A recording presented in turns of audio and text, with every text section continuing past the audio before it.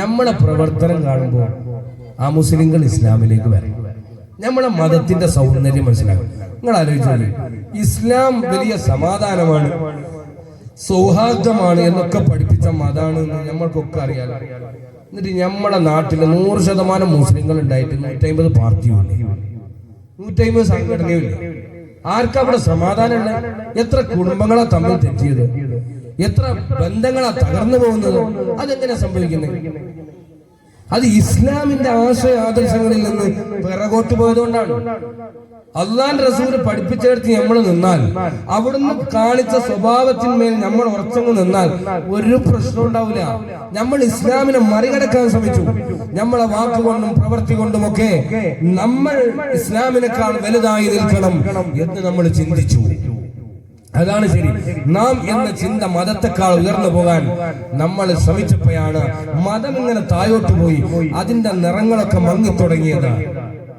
അതേസമയം നമ്മൾ എപ്പോഴും ഒരു ബോധം ഉണ്ടാണ്. എന്താ അറിയോ? ഇന്ന സ്വലാത്തി വനുസ്കി വമഹിയായ വമമാതി ലില്ലാഹി റബ്ബിൽ ആലമീൻ. ഇത് ഒറ്റക്ക് പറഞ്ഞാൽ പോരാ, ഇത് ഒറ്റക്ക് അള്ളാന്റെ മുന്നിൽ പറഞ്ഞാൽ പോരാ. ഇത് നമ്മളോട് ജീവിക്കുന്ന മനുഷ്യർക്കും ബോധ്യപ്പെടണം.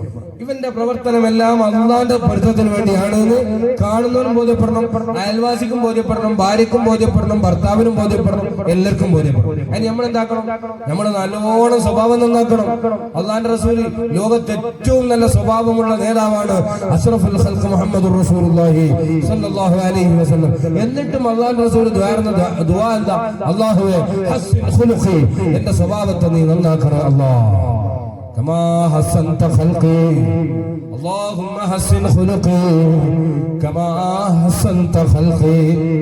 എന്റെ സൃഷ്ടിപ്പിന്റെ ഘടന നന്നാക്കിയതുപോലെ, എന്റെ ശരീരം നന്നാക്കിയതുപോലെ എന്റെ സ്വഭാവത്തെ നന്നാക്കണേ. ആരോടും വെറുപ്പുണ്ടാകരുത്.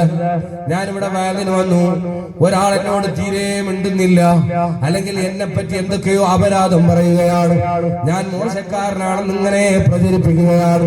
അങ്ങനെ വയല് കഴിഞ്ഞ് ഞാനതാ എന്റെ നാട്ടിലെത്തി. കേൾക്കണേ, എന്റെ നാട്ടിലെത്തി. ഒരു ദിവസം ഞാനിങ്ങനെ വെസൽ കവർത്തി ഒരു വെസൽ വരുന്ന സ്ഥലത്ത് പോയതാണ്. അപ്പോൾ ഈ മനുഷ്യൻ ഇറങ്ങി വരുന്നു. എന്നെ ചീത്ത പറഞ്ഞ, വയലിന് പോയ എന്നെ ജനങ്ങളെ മുന്നിൽ പരിഹസിച്ച, മുഅ്മിനീങ്ങളെ മുന്നിൽ എന്നെ കുറ്റപ്പെടുത്തിയ ഈ മനുഷ്യൻ ഇങ്ങനെ ഈ വെസലിൽ നിന്ന് ഇറങ്ങി വരികയാണ്. അപ്പൊ എന്റെ